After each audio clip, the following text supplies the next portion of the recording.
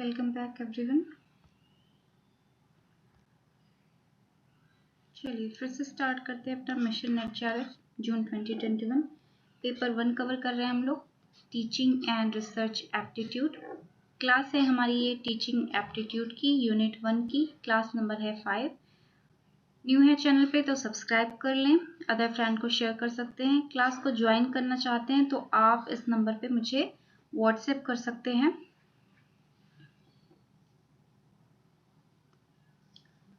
तो अभी हम पढ़ेंगे, सिलेबस में है हमारे characteristics of learner. Characteristics of learner. Learner का मतलब होता है सीखने वाला, यानी कि स्टूडेंट, सीखने वाला। इसकी कैरेक्टरिस्टिक्स देखनी है हमें, लेकिन ये देखने से पहले जो आपका लर्नर है उसको यहाँ पे 2 पार्ट्स में डिवाइड किया गया है। पहला जो लर्नर है वो होता है एडोलसेंस, यानी कि किशोर। और दूसरा आपका जो लर्नर है सीखने वाला वो है एडल्ट लर्नर, यानी कि वयस्क। एडोलसेंस में वो बच्चे आएंगे जो स्कूल और कॉलेज के लेवल पे हैं, स्कूल लेवल पे हैं, कॉलेज लेवल पे हैं। एडल्ट लर्नर वो हैं जिनकी पढ़ाई पूरी हो चुकी है, जो अपने रियल लाइफ के किसी टास्क के लिए या अपनी किसी प्रॉब्लम को दूर करने के लिए पढ़ाई कर रहे होते हैं या कुछ सीख रहे होते हैं। तो हम इनके पर्सपेक्टिव से जानते हैं कि इनका कैरेक्टरिस्टिक्स यानी कि विशेषता क्या होती है। एडोलसेंस यानी कि जो किशोर सीखने वाले होते हैं, लर्नर होते हैं, एडोलसेंस लर्नर होते हैं, ये लेस स्टेबल होते हैं, यानी कि कम स्थिर होते हैं और नो सेल्फ कंट्रोल, खुद पे इनका नियंत्रण भी नहीं होता है। लेकिन जो अडल्ट लर्नर है, मैं इसको थोड़ा क्लियर कर देना चाहती हूँ। एडोलसेंस, आप एक चीज जान लीजिए, जब बच्चे पढ़ाई करते हैं या किसी चीज की प्रिपरेशन कर रहे हैं बच्चे, या स्कूल में है या कॉलेज में है, ठीक है, मेडिकल की प्रिपरेशन कर रहे हैं या आप कहोगे नीट की प्रिपरेशन या जो भी कह लीजिए, तो ये सब आपके एडोलसेंस होंगे। अडल्ट लर्नर वो हैं जैसे कि इनको ये जॉब कर रहे हैं, ये पर्सन जॉब कर रहे हैं और टेक्नोलॉजी चेंज हुई है। अगर इनको कंप्यूटर नहीं आता रहेगा तो इनको यहाँ से अपनी जॉब से हाथ धोना पड़ेगा। तो ये कुछ दिन के लिए, 3 महीने के लिए, 6 महीने के लिए कंप्यूटर का कोर्स करने चले जाएंगे। अब इनके पास टाइम कम है तो 1 महीने वाला कोर्स भी कर सकते हैं। लेकिन जब ये इस कोर्स को करेंगे ना, ये तो किस तरह से पढ़ाई करेंगे और ये लर्नर किस तरह से पढ़ाई करेंगे, इसमें डिफरेंस होता है। यही हमको समझना है कि इनकी विशेषताएं क्या होती हैं।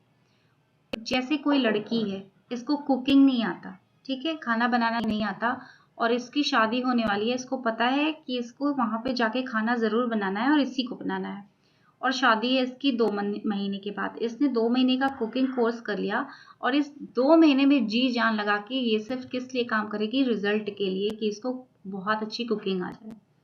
तो इस स्पेसिफिक रूप से जब हम किसी चीज को पाना, तुरंत जिसका रिजल्ट चाहते हैं, पॉजिटिव रिजल्ट चाहते हैं, और हम अडल्ट होते हैं, तब हम जो स्टडी करते हैं तब हम कहलाते हैं लर्नर।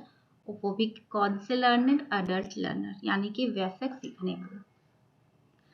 तो भाई अब ये छोटे बच्चे हैं तो लेस स्टेबल हो सकते हैं, कम स्थिर हो सकते हैं, खुद पे कंट्रोल नहीं हो सकता है।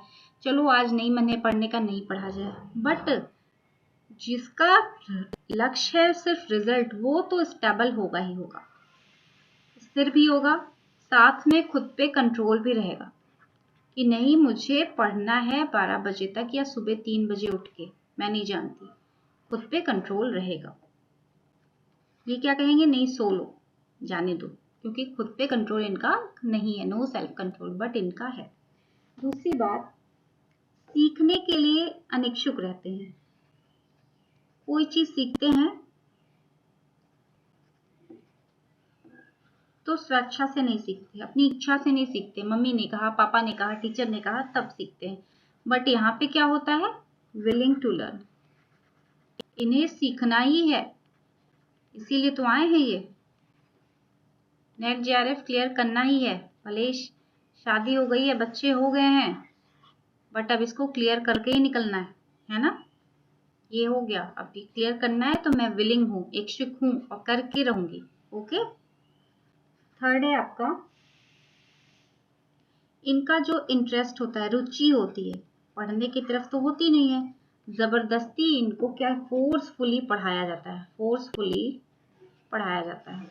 और इनकी रुचि होती है, अपने इंटरेस्ट और एटीट्यूड को पॉजिटिव बना के ये पढ़ने आते हैं। फिर है आपका फोर्थ नंबर, इनको एक्सटर्नल मोटिवेशन की जरूरत होती है, यानी कि बाहरी अभिप्रेरणा दी जाती है, टीचर देगा, मम्मी देंगी, भैया देंगे, दीदी देंगी, पढ़ लो पढ़ लो, पढ़ लोगे तो क्या बन जाओगे, ऑफिसर बन जाओगे। ये किस लिए पढ़ रहे होते हैं, इंटरनल मोटिवेशन होता है। कैसे भी हो, ये नेट तो क्लियर करना ही है, ये नेट जेआरएफ क्या है, इसे क्लियर ही करना है, मेरी इज्जत का सवाल है अब, है ना। तो मुझे ये करना ही करना है, तो अंदर से मोटिवेशन आता है। भले ही भैया मम्मी कहें कि अब सो जाओ, 1 बज गया है, नहीं मम्मी थोड़ी देर और पढ़ना है, क्योंकि ये मेरी खुद की इच्छा है, मेरे अंदर से मोटिवेशन आ रहा है। ओके। फिफ्थ नंबर है, इनकी लर्निंग पावर आप जान लीजिए ज्यादा होती है, लर्निंग पावर इनकी ज्यादा होती है एडोलसेंस की। बट जो एडल्ट होते हैं, इनकी धीरे धीरे क्या होती है, लर्निंग पावर लेस, कम होने लगती है। धीरे धीरे क्या होता है, लर्निंग की पावर जो होती है, सीखने की क्षमता या शक्ति होती है, वो धीरे धीरे कम होती है। तो इनकी कम होती है, बल्कि एडोलसेंस की ज्यादा होती है। ये क्रिएटिव ज्यादा होते हैं, सृजनात्मक ज्यादा होते हैं। इनको यहाँ क्रिएटिविटी से मतलब नहीं है, ये पढ़ने आए, अपने प्रॉब्लम को सॉल्व करने आए। फिर ये सब्जेक्ट सेंटर्ड पढ़ाई करते हैं, यानी कि पढ़ना है क्या, मुझे आज मैथ्स पढ़ना है, मुझे हिंदी पढ़ना है, साइंस पढ़ना है, ऐसे पढ़ाई करते हैं।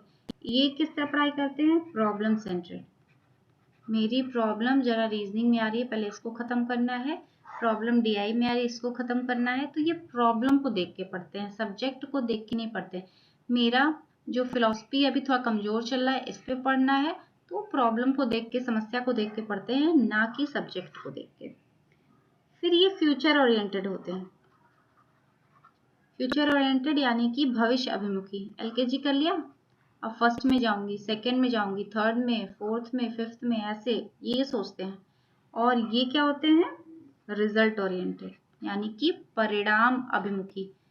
परिणाम आ गया, नेट जेआरएफ क्लियर हो गई या नहीं हो गई, मैं इसलिए पढ़ रही हूँ। ओके, मुझे लगता है इतना समझ में आया होगा। जो चीज समझ में नहीं आएगी मैसेज कर दीजिएगा ग्रुप में या फिर पर्सनली, कोई दिक्कत नहीं है। और ये जो एडोलसेंस होते हैं, वो फेल्योर के लिए, यानी अगर फेल हो जाते हैं तो मम्मी पे, पापा पे, भैया पे, टीचर पे ब्लेम करते हैं। इन्होंने ठीक से पढ़ाया नहीं, इसलिए मेरा नहीं हुआ, टीचर ने कॉपी ठीक से चेक नहीं की, इसलिए नहीं हुआ, टीचर ने क्वेश्चन बड़े टफ बना दिए थे, इसलिए मेरा नहीं हुआ, इसलिए मुझे मार्क्स नहीं मिले। लेकिन जो ये एडल्ट लर्नर हो जाते हैं, वो फेलर का दोष खुद को देते हैं, शायद मैंने ठीक से पढ़ा नहीं, शायद मुझ में कुछ कमी रह गई, इसलिए मेरा क्वालिफाई नहीं हुआ। ठीक, तो ये अपने आप को दोष देते हैं। टीचर पे डिपेंड रहते हैं एडोलसेंस, कि टीचर मुझे पढ़ाए तो मैं पढ़ूं। ये सेल्फ डायरेक्टेड होते हैं, खुद से लेके बैठ जाएंगे पढ़ने, इनको टीचर कहेगा तभी नहीं पढ़ेंगे, ये अपने मन से जब भी इनको समय मिलेगा तब भी बैठ जाएंगे पढ़ने के लिए।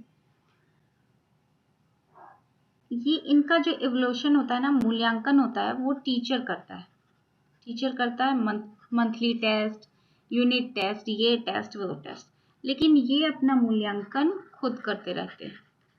आज मैंने कितना सीखा, आज मैंने कल से ज़्यादा सीखा कि नहीं सीखा, आज क्या कमी रह गई, तो ये अपना मूल्यांकन खुद करते रहते हैं। तो मुझे लगता है आपको ये लर्नर की जो करेक्टरिस्टिक्स है, यानी सीखने वाले की, स्टूडेंट की, विद्यार्थी की जो विशेषता है, एडोलसेंस और अडल्ट लर्नर के पर्सपेक्टिव से समझ गए होंगे। जब हम छोटे बच्चों को पढ़ाते हैं तो उसको हम बोलते हैं पेडागोजी, ये भी याद रखिएगा, ये भी क्वेश्चन आ सकता है। और जब हम बड़े बच्चों यानी अडल्ट लोगों को पढ़ाते हैं इसको बोलते हैं एंड्रोगोजी। ठीक है, ये भी ध्यान रखिएगा। तो आइए अब हम थोड़ा सा देख लेते हैं इंडिविजुअल डिफरेंस इसी क्लास में। इंडिविजुअल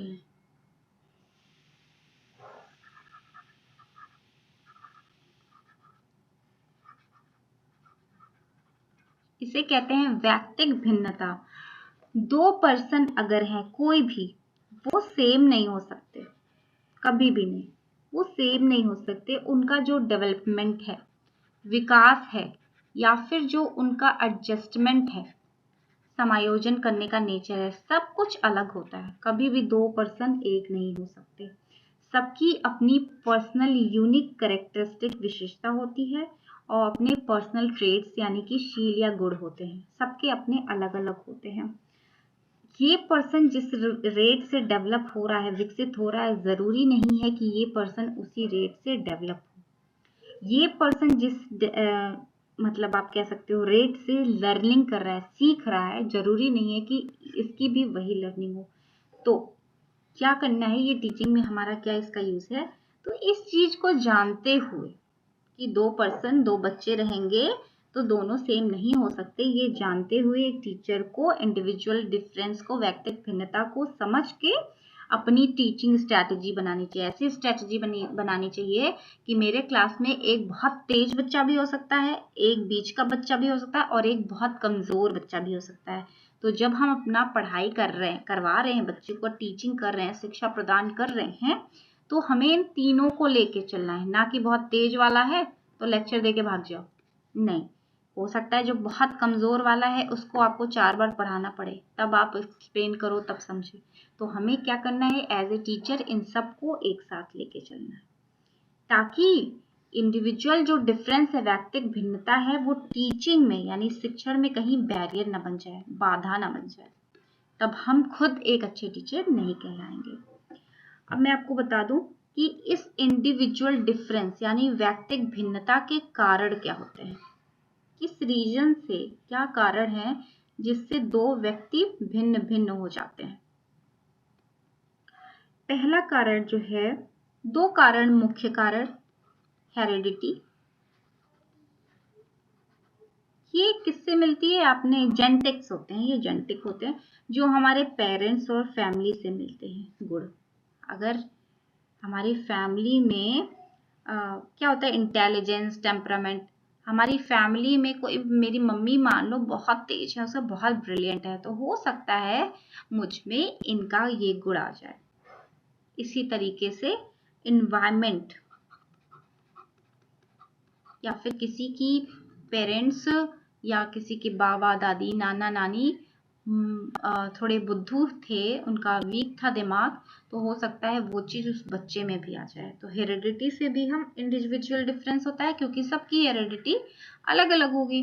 और एनवायरनमेंट से, हम जहाँ रह रहे हैं, हमारी जो सराउंडिंग है, उससे भी हम क्या हो, इंडिविजुअल में डिफरेंस आता है। जैसे आपने मोगली के बारे में सुना था ना, मोगली क्या हुआ, सबसे दूर था, फॉरेस्ट में था, तो वो क्या था, एनिमल की तरह बिहेव करता था। तो मुझे लगता है कि आपको इंडिविजुअल डिफरेंस भी समझ में आ गया होगा। तो बाकी नेक्स्ट क्लास में मिलते हैं फिर।